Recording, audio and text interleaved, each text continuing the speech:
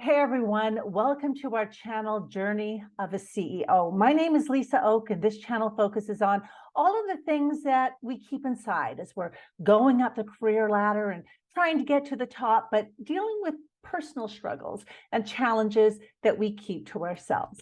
Our guest today is Nick Jonsson. Nick is the co-founder and managing director of EGN Executive Global Network for Singapore. In 2021, he was named one of Singapore's top 100 emerging entrepreneurs, and he wrote a book, a groundbreaking book, in my opinion. It's called Executive Loneliness: The 5 Pathways to Overcoming Isolation, Stress, Anxiety, and Depression in the Modern Business World. The link is in the description down below. Nick, welcome to the channel. It is so great to have you here with us today.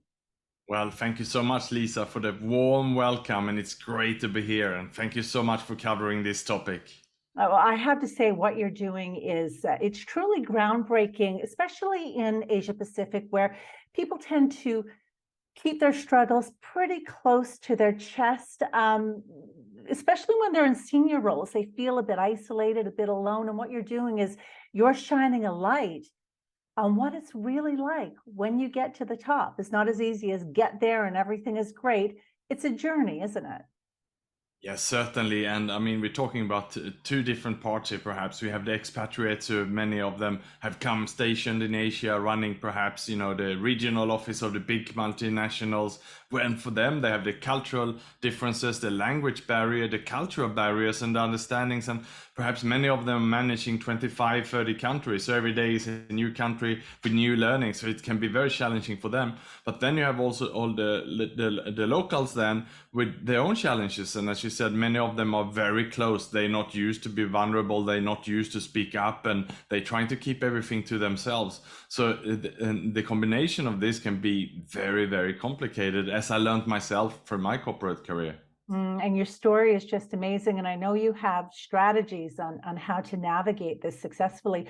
But first, before we get started, I'd love to get a little bit of history and learn more about you. I always like to find out about someone's childhood and find out what shaped them and what created them.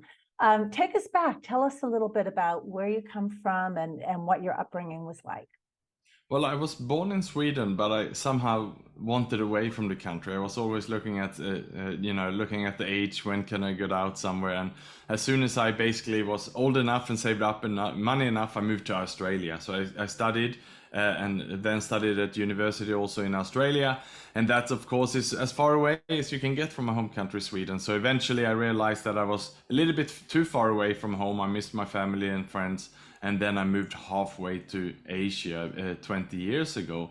And that's where I've had my career since. But then if we should just look back also how I was perhaps growing up. And I was quite small. I was mediocre in school. I was not a high achiever at anything. So after my high school in Sweden, before I started to move overseas, I was working basically in the construction industry, and I didn't have any real goals in my life. It was only eventually that something happened to me. I had a motorcycle accident. The doctor told me that you cannot continue in this job. You need to go back to school. And that's what I did. And when I did that, upon the doctor's order, I was finally mature enough and I was hungry enough to learn. And I saw this as a second chance in my life. And if you're going to do something, you might as well do it properly, was my attitude at the time. So I studied hard when I came to Australia. I got scholarship and I topped a lot of my classes and so on. And then, Lisa, if I just should add something here to this, because I think it puts things in perspective. As I got into my career, I approached it also with that kind of attitude that, I saw perhaps number 2 is the first loser. I remember that, my teachers were telling me at school, how come in sports, if you look at a final of an Olympic final, the winner is standing there with the gold medal, but the silver medalist, they're crying normally. And why don't we approach business like that? That was the school of thought that I was learned, and that was the way I approached my career. So some perfectionism there for sure, and some unrelenting standards. Nick, where do you think that came from? The need to be number one. You graduated top of your class, I believe, in university.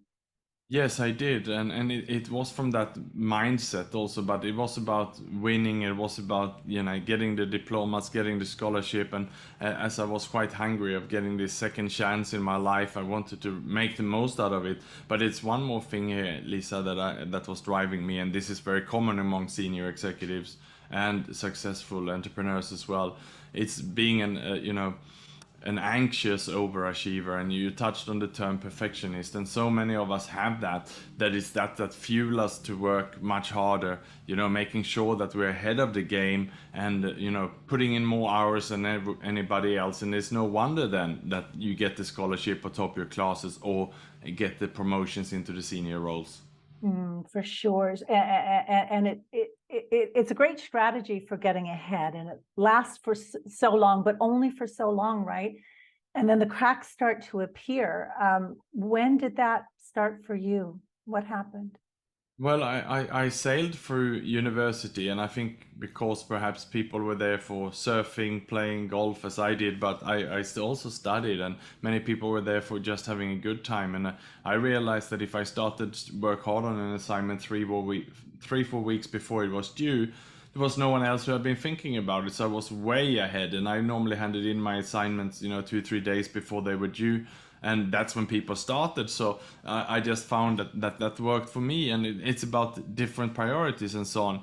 And it wasn't until much later the wheels started to fall off, and that was, you know, when things were going bad in one job I had in Vietnam, and I was currently then on my third boss. The two first bosses had promoted me. The third one, we didn't really get along, and perhaps instead of supporting him, I started to resent my boss, and perhaps I also manipulated and played the team in my favor, and he could smell it. And it wasn't before too long I was let go, and that was a big blow to my ego. I didn't know how to deal with this first failure. I didn't want to explain it to my family. I didn't want to explain it to my friends. And you know, I was very, very shy to, and I kept this all inside me as I was looking around for new opportunities.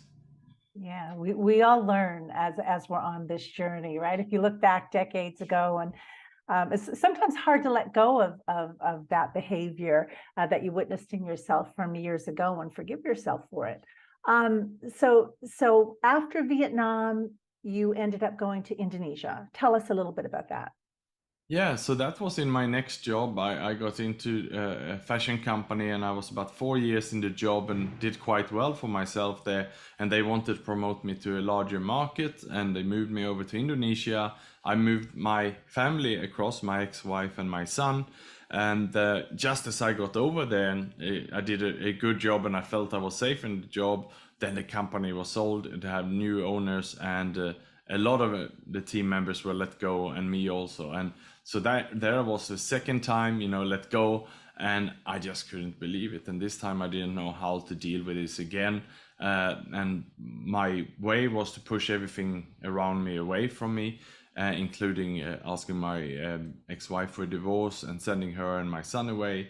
And I said I had to find another job. I jumped from job to job for a while, and I became very, very isolated. And I didn't reach out to anyone to ask for help. I felt that I had to solve this myself. What did the pushing away do? What function did that serve for you?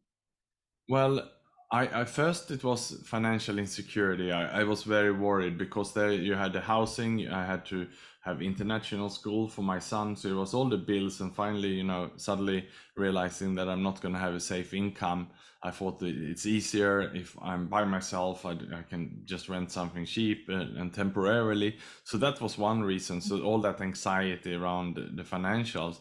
But then it was, you know, again, that, you know, I didn't want to show or tell anyone that I was defeated. I wanted to find something new. I wanted it to sound like I made a career advancement, moving to something better, which eventually I did. I got a much better job, better pay, a higher role, bigger responsibility. But it took me about 6 months to do that. But I just didn't have the confidence in and, you know, in playing this out. I was just too anxious around it all. So the shadows from what had happened before, and the fear and the insecurity followed you into this role where you were actually doing very well by the sounds of it. Yes, it did, and then it followed me. And then when I started this new role, then so here's the third role, and I'm doing apparently very well. I had a 6 months probation, which I passed, and I thought that things would calm down after that, but I was just very insecure. I was waiting for being let go again. I was, when I saw an email from my boss, I was wondering, oh, maybe she's calling me to the office to let me go again, and it just kept playing, the same kind of tape was playing over and over in my head, and I was worried. I was looking at my colleagues, waiting for them to stab me in the back, and I just didn't feel safe. You weren't in a good place.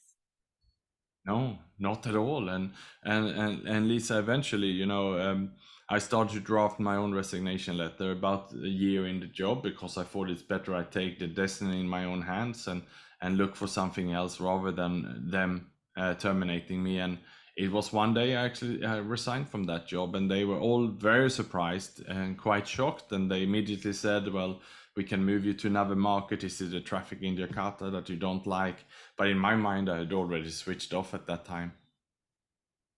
So it almost sounds as if by resigning before they got to you first, it gave you a sense of control.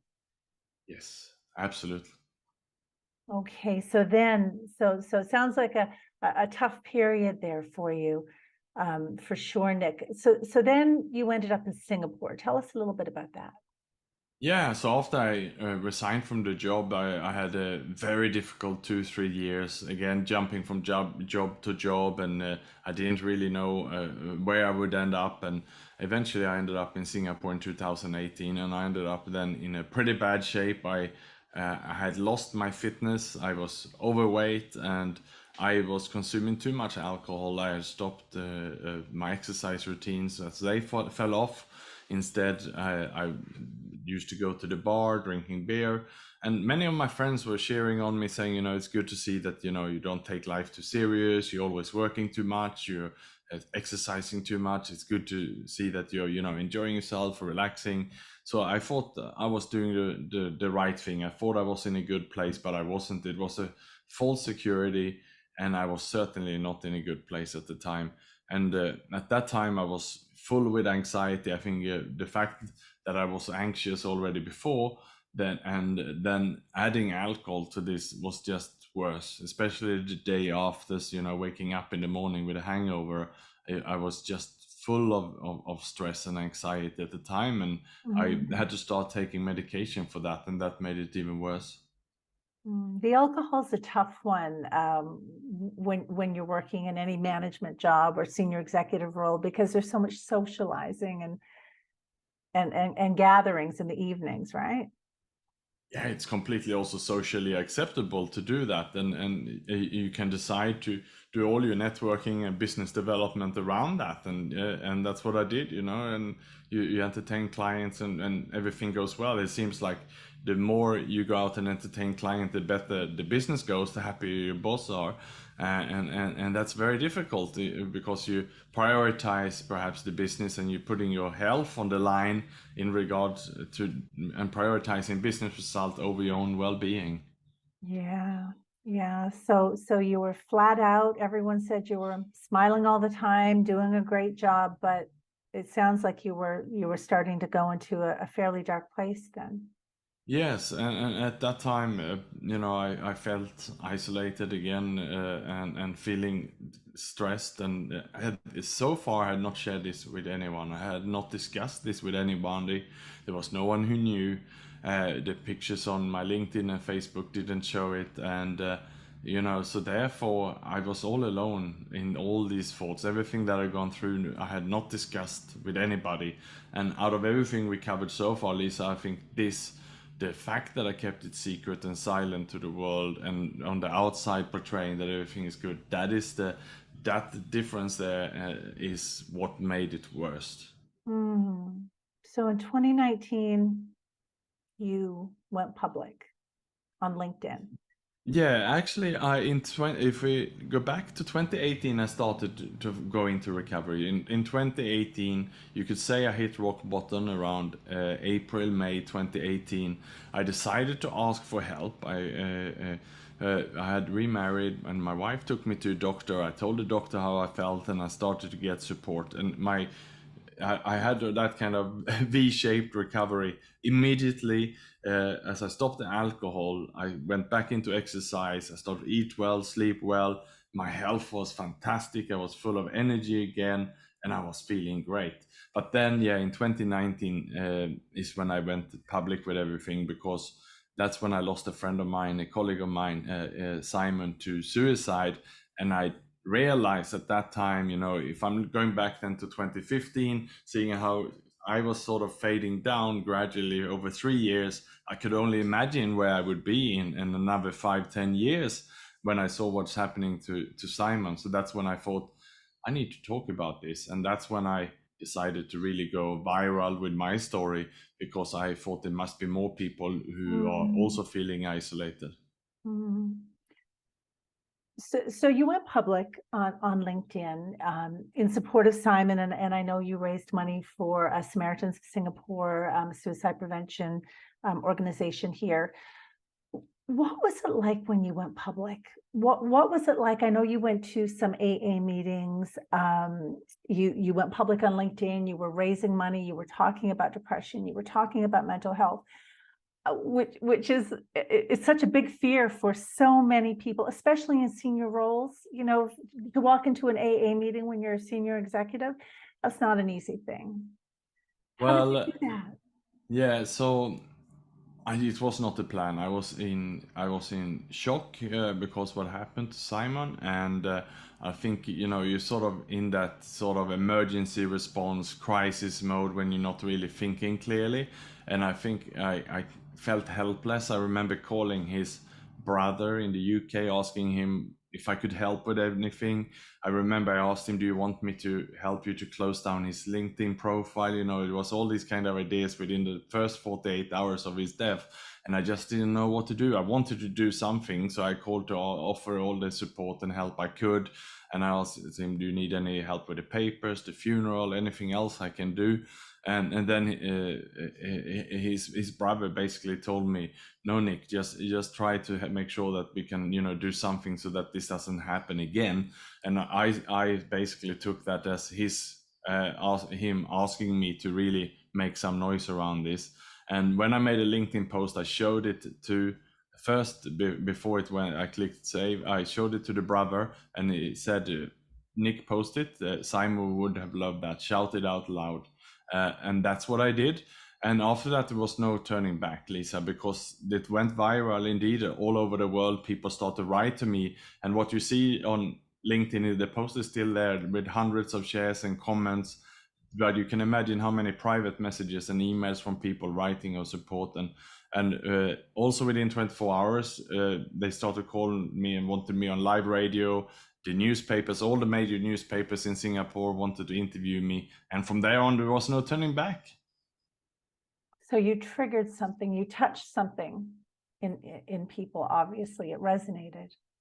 Yes, because no one dared to talk about this until then. I remember, the Straight Times and the Business Times and also Money FM, the radio station saying, "Nick, we've been looking for someone who can talk on these topics for a long time ago." But everyone say, "Yes, we can talk about it, but it's anonymous." And here I was willing to step forward with my name and with my profile and share authentically what I've gone through and what I've seen others gone through. And that was the unique thing here. And I didn't do it in any way or form for self-promotion. I did it to make sure that we don't have more of these cases which would happen to Simon. Mm.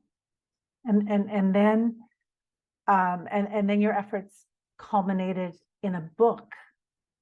Tell us about that.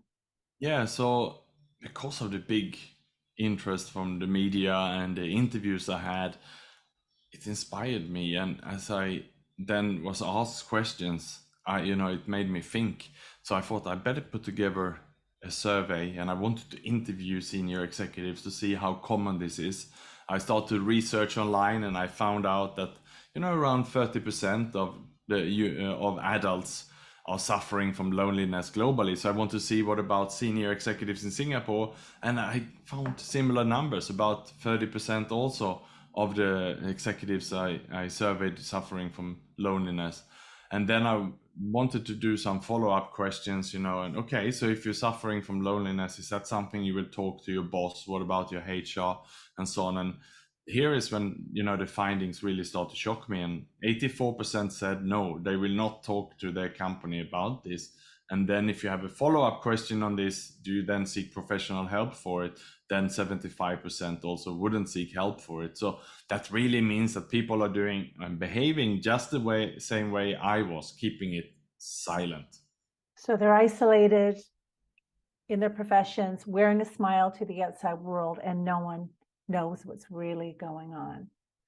Exactly. And we don't know how far on the scale they are. We don't know if they are just anxious or worried like I was in 2015, or if they hit rock bottom like I had 3 years later. No one of my friends or family or people around me could tell the difference. I look the same on the outside, and we are very good at putting on this show. So that's the world we live in, and it's not getting better.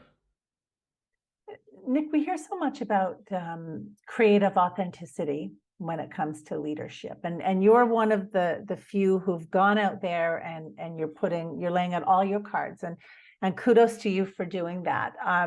I hear clients they express concern because how do you be 100% authentic and still walk that line when it comes to credibility? What do you think? Well, it is important that we do lead authentically for ourselves and for our family. And I can share a story of a woman I interviewed for my book. She was at the time a managing director for one of the big international banks. So a woman in a man's world, you can say, in most of the meetings, all the men would be around the table and she would be there. So she had elbowed her way up, as she said, in her work. And just before we met, she had gone through a personal incident where she had a scar on her face, which made her have a surgery. She lost then some of her confidence, and she was walking around in the office and took some distance from her colleagues. She started to shut the door around herself. She had a salad over lunch by herself. She didn't want to go out with others. At home, she admitted that she pushed her husband away. She dared him to leave her because of the scar and how she looked. So she clearly had lost her confidence, and also pushing everyone away. She was starting to work longer hours, impressing the bosses and making sure that she was delivering on all the results. And it went so far that, she admitted to me on the second interview that she even had rehearsed her own suicide twice. And I was the first human being she told this to. And only because I had been so vulnerable with her, she had read my story and she felt safe to declare this to me. She might never have declared that to anybody if it wasn't for this informal coffee we had, where she had 2 times a chance to say this to me. So we could perhaps guess that I might have just saved her life by that coffee. And and that is what vulnerability can do for people. And if we think about that what it can, the impact it can have on our family, it can have on our friends or our colleagues.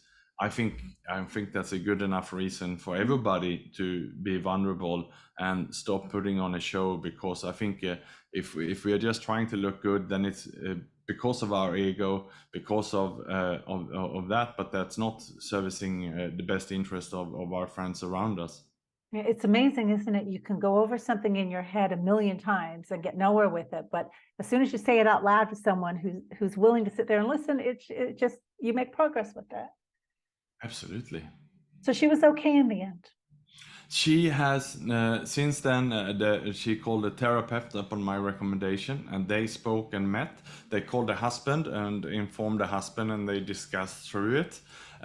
She has resigned and left her job. She's currently actually on a sabbatical and rethinking her career, and she's very happy. She's never felt greater, she said when I checked in with her recently. Lovely. I love that story. Great story.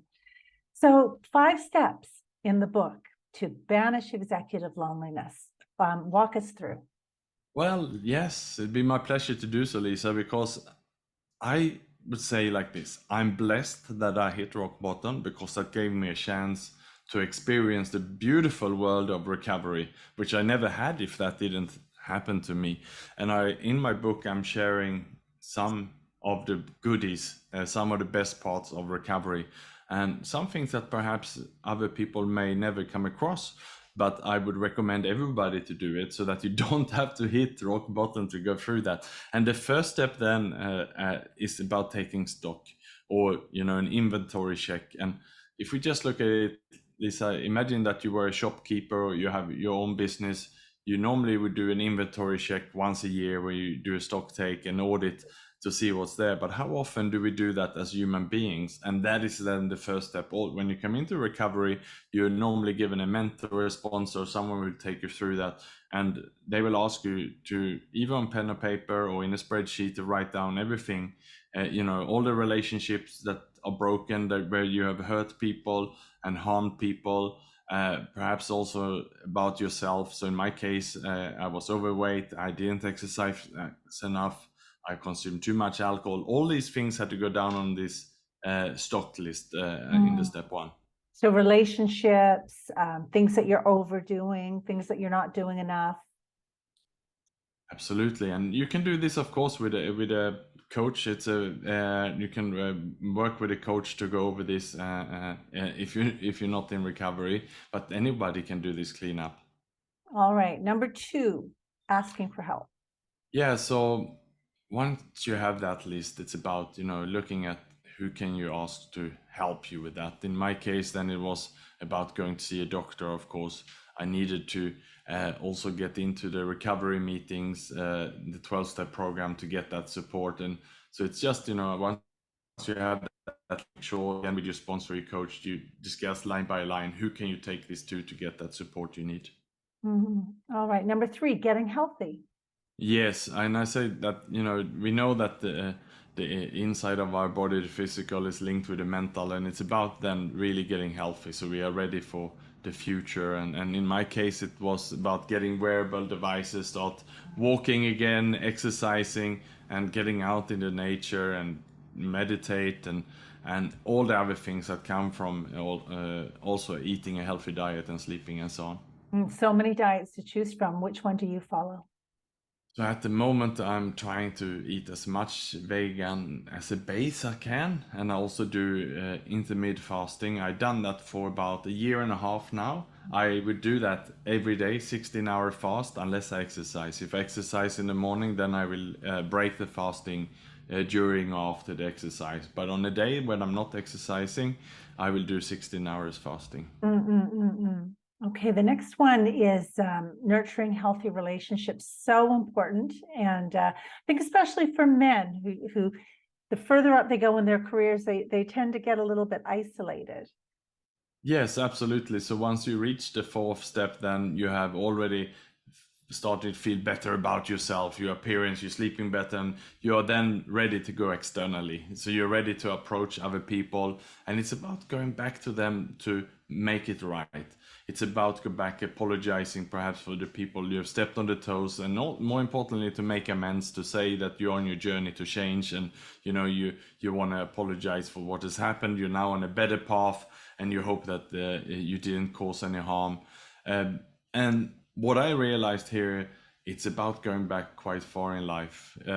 You will go back, and in my case, even incidents that might have happened 20, 30 years ago, and you might not want to approach these people, but if it's safe to do so without harming them or others, you should do so. Otherwise, you can write it on a piece of paper, write a letter that you then burn or throw away, or you can pray on it or pray for them, whatever it takes, so that you can clear your conscience. It might be some small incidents, and it can be anything. And let me mention one example here. I had one resentment with my sister that had happened a few years earlier, when she gave a Coca-Cola to my son, who was 5 years of age at the time. And I was quite strict. I didn't want him to have sugar drinks at that age. And when I didn't look, he was given this drink and he was drinking it. And I basically grabbed him, pulled him off the table, and we stormed off. I didn't say goodbye. And for a year or 2 years after that, we hardly spoke. And that was left unsaid. And at this stage, then in my recovery, when I was going over these relationships, I went back to my sister, apologized for the incident. I said it was very mature of me. I should have politely said I don't like my son to have these drinks, and had just a healthy conversation about it. And I'm sure she would have respected that. It was just very immature behavior of me. And of course, she forgave me, and the relationship was healed immediately. And how many of these small little incidents do we walk around with as our baggage? And you're not alone. I think almost all of us have moments of that we regret, moments of immaturity, for sure. You mentioned so still sticking with the power of relationships, and you mentioned going back in the past and healing past relationships. In your book, you talk about how AA provided so many wonderful, open, honest conversations and friendships for you as well. Can you tell us about that? Yes, and I think all the 12-step programs are built on anonymity and safety, providing this safe space where you can actually be yourself and share. And it's also about that you get the sympathy, you will meet people who are there who have gone through difficulties before. And there's so many addictions now, and every addiction have their own. It can be everything from gambling, shopping, to alcohol or drugs or dependency. If you go into Google, no matter what issue you're facing, there will be groups online and groups in person. And the unique thing is that people are there to give back. I'm still part of also the programs, and I'm attending meetings. I attended 2 meetings this week, and despite I'm now 5 years into recovery, I go there to help others who are now struggling, so that it's about giving back the gift that was given to me. And it doesn't have to be an addiction base. It can be a fitness group or a similar interest. Just get out there and start making connections. Absolutely. So the final one, this was a bit tricky. Finding your purpose. How do you recommend people do that? Because so many people struggle with this, especially if they're not happy in a job and they're thinking about switching out and becoming an entrepreneur. And that search for purpose, it's such a tricky one, isn't it? Yeah, and I think the issue here is that the most successful business people will probably look for the purpose in themselves, and they will try to find it, and they're too egocentric when it's all about getting outside of yourself, giving back to others, being part of the society, and stop thinking about yourself. And once you've done that, you realize how blessed you are, how good your life is. And that is why, again, back to giving back, right? It's about being of service to others. And that's what I learned through the Samaritans, the SOS, which I raise money for, and also the awareness for, but also to the 12-step program, to be there and give back and help. Because then you become so grateful, and it deflates your ego, which this is all about. Your ego is too big, and perhaps you think that you're the center of the universe and it's all about you.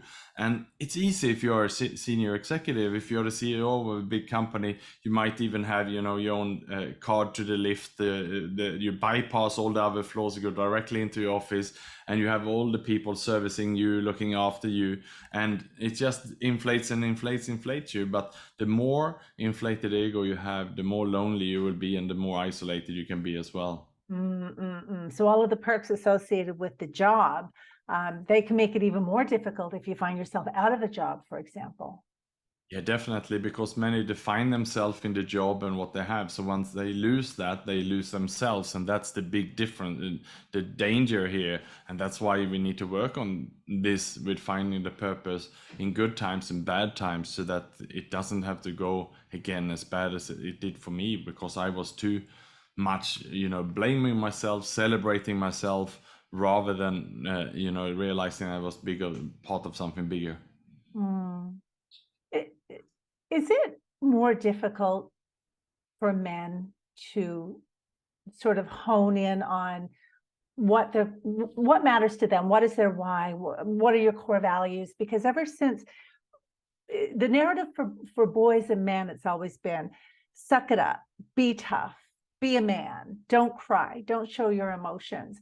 So it's understandable how people increasingly end up in these silos and on their own and isolated, and many of them are in senior positions. So how do you soften that? I mean, years and years of conditioning, and it's starting to change for younger boys and men, but my goodness, it's been like this for a long time. Yes, and this is a question that I looked into also when I wrote the book, and I spoke to a lot of experts about it, and indeed it seems like women tend to have a few close friends which they are more honest and vulnerable with. Maybe they share a little bit more deeply how they feel, and the word "feel" is the difference here. Men tend to have good mates or friends, which perhaps they play sport with or go and watch TV at the pub or something like that. And I was just like that. I had really good friends, if you ask me.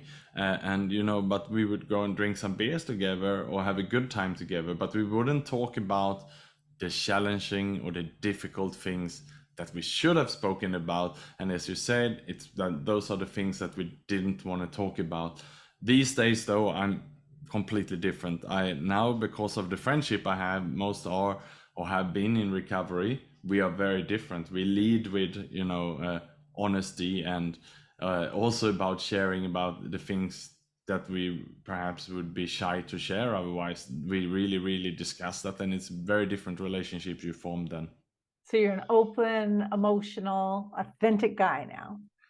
Yes, I would hope so, Lisa. That's indeed what I've been working on for 5 years. So Let's talk a little bit about the pandemic and how that has changed things for people, because the corporate world feels different now. People are asking for work from home more.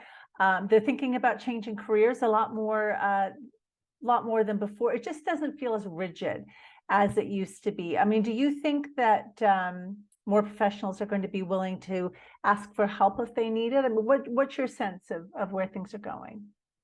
well, for a start, Lisa, I started to write my book in 2019. So when I was surveying the executives about loneliness, and as we said before, 30% admitted to suffering from loneliness. Then in 2020, during the pandemic, I went back to the same group of people, and no surprise there, the numbers had doubled to 59%.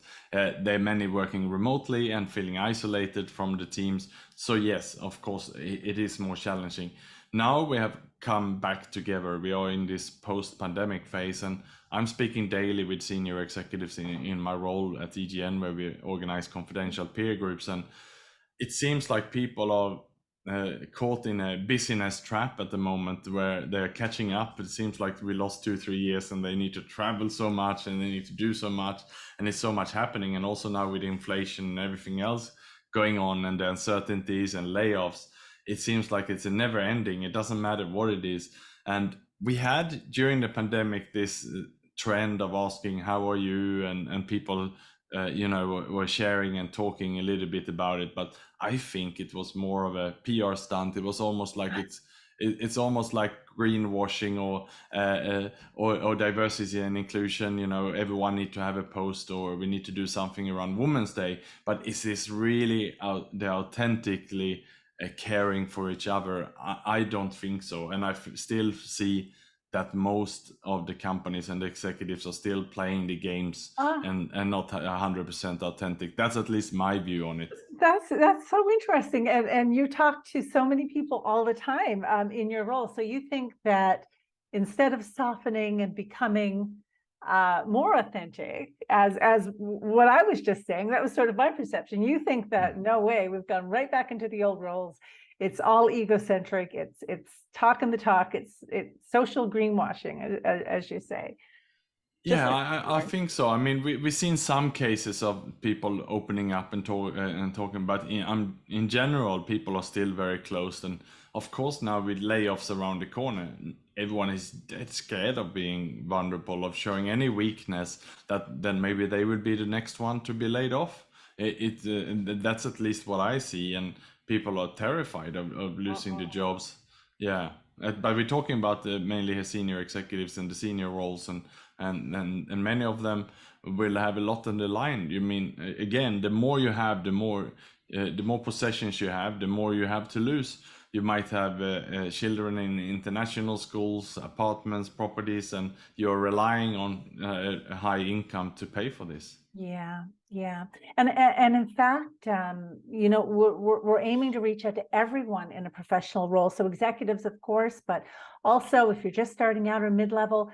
And that being said, Nick, every day we're hearing about thousands, tens of thousands of more layoffs, especially from the big technology companies. What's your advice, having gone through this years ago, what's your advice to people who are struggling with this right now? Well, it is essential to have a professional network and also a personal network, and those are two different. So the personal network we spoke a lot about so far. It's about having all these strong relationships, perhaps in societies, clubs, association, which resonate with you.